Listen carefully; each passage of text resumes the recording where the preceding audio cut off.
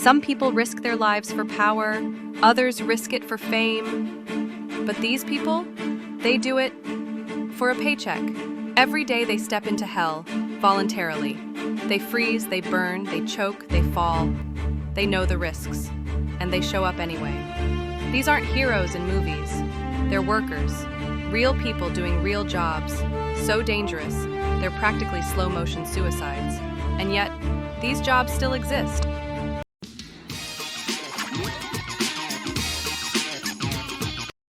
The floating bomb. Far offshore, where land is just a memory, a deep-sea oil rig hums with tension. This isn't just a job, it's a time bomb. Oil under pressure, gas leaking invisibly, machinery that can rip limbs off, and no hospital for hundreds of miles. If something goes wrong, there's no running, no exit. Remember Deepwater Horizon? 11 men died in seconds. The rest barely made it. Rig workers live in that fear every single day. Even a tiny mistake can cause an explosion that turns the rig into a floating inferno. They work 12-hour shifts, sometimes 28 days straight, because the pay is good, and the world runs on what they pull out of the earth. But when fire hits oil out there, there's nowhere to run. Don't look down. In the heart of a city skyline, a man balances on a steel beam just 2 feet wide, 800 feet above the ground. No net, no second chance. He's an iron worker, the invisible hands that build our cities. The wind up there is strong enough to knock you off balance. One misstep, one loose bolt, one moment of distraction, and it's a long way down. They weld in the wind. They carry heavy beams across skeletal floors with no walls. Sometimes the beam shifts. Sometimes it falls. Sometimes they do.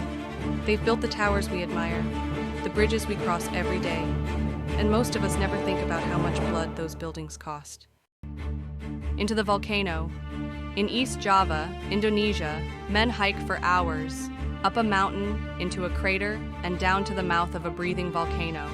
No masks, no oxygen tanks, just a wet cloth over their faces to filter out sulfur gas thick enough to burn your lungs from the inside.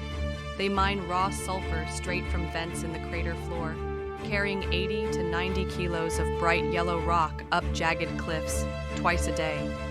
The ground beneath their feet could crack open any time. Gas clouds shift with the wind. One wrong gust and you're choking to death within seconds. And the pay? Less than $10 a day. Why do they keep doing it? Because there's no other work. Because their kids need to eat. Because the volcano may kill you slowly, but starvation kills you quicker. Bombs don't care. In a desert, somewhere in a war zone, a man kneels next to a suspicious object buried in the dirt. Wires, pressure plates, maybe a remote trigger. He has minutes, sometimes seconds, to decide whether it explodes in his face, or not at all. Explosive ordnance disposal, bomb techs, the ones who run toward the thing everyone else is running from. Their tools, wire cutters, a robot if they're lucky, and nerves made of titanium. Every job could be their last. One wrong move, one missed trigger, one pressure plate they didn't see. Even with a bulky protective suit, the blast can still rip them apart. If they survive, they carry the trauma with them for life. But someone has to do it, because if they don't, everyone else dies. The sea doesn't forgive. Out on the Bering Sea, a storm doesn't need permission to kill you. Welcome to the life of an Alaskan crab fisherman. Freezing wind that slices through 3 layers of clothing, icy steel decks that turn into death traps, 30-foot waves tossing 20-ton boats like toys, and men working 20 hours straight, while hauling 800-pound steel traps across the deck. One slip and you're overboard. You have 90 seconds before your body shuts down in the freezing water. These aren't inexperienced kids either. These are hardened men, many of them born into this work, sons of fishermen. They've seen death, some have held the bodies. Still, they come back. Because in a single season, a deckhand can make $50,000, and for many, that's enough to roll the dice. These jobs aren't just dangerous, they're unforgiving. They don't care about your training, your age, your family, or your dreams. They take what they want, when they want, and all you can do is hold on, stay sharp, and hope today's not your day. But every one of these workers, every fisherman, miner, tech, welder, or driller, has one thing in common. They keep going, not because they're fearless, but because they have no choice. So next time you hear someone complain about their boring job, show them this.